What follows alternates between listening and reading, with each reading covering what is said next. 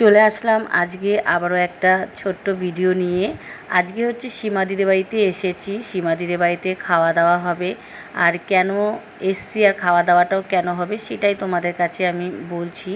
তো আগেই বলি, সীমাদি পুজোর কেনাকাটা করতে গিয়েছিল। মনীষা আমাকে ফোন করলো যে ঝুমা বৌদি চলে আসো, এখানে আজকে রান্নাবান্না হবে, খাওয়া দাওয়া হবে। তাই মনীষা আমি গিয়েই হাতে হাতে সব করে দিয়েছিলাম, আর সীমাদি কেনাকাটা করে এসেই রান্না বসিয়ে দিয়েছে।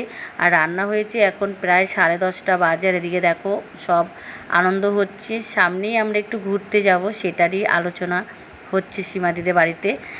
কারণ বেশি দিন নেই ঘুরতে যাওয়ার, তাই সেটারও একটা আলোচনার ব্যাপার আছে। তাই একসাথে এসছি।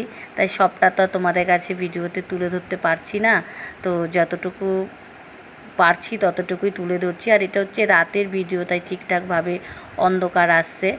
আর তোমাদের যদি ভিডিওটা ভালো লেগে থাকে তাহলে অবশ্যই কিন্তু একটা লাইক করবে আর একটা কমেন্ট করবে। আর আমি খুব তাড়াতাড়ি চেষ্টা করছি যে তোমাদেরকে একটু ভালো ভালো ভিডিও দেওয়ার, কারণ ভালো ভিডিও দিলে তোমাদেরও ভালো লাগবে দেখতে, আর আমারও ভিডিও দিতে ভালো লাগবে। আর এই যে বড়মশাই বসে পড়েছে খেতে। আর আমরা এক জায়গাতে যখন আমরা সবাই থাকি ভীষণ আনন্দ হয়, মজা হয়। তো তোমরা দেখতেই পাবে এরপরে আমরা যখন ঘুরতে যাচ্ছি। আর কোথায় যাচ্ছি সেটা কিন্তু এখন আমি একদমই বলছি না, খুব তাড়াতাড়ি তোমাদের কাছে বলবো। আর তার জন্য ভিডিওটা তোমাদের দেখতে হবে। আর এখন একটা গান চলছে, খুব দেখবে। আর সেই গানটা আমার ছেলে খুব ভালোবাসে গাইতে, তাই ছেলেকে দিয়ে দেখো সবাই গানটা গাওয়াচ্ছে।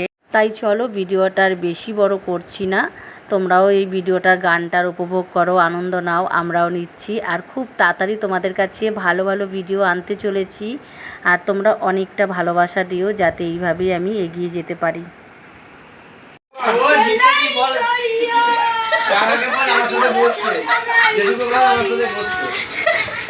আমরা জিতেছি তো।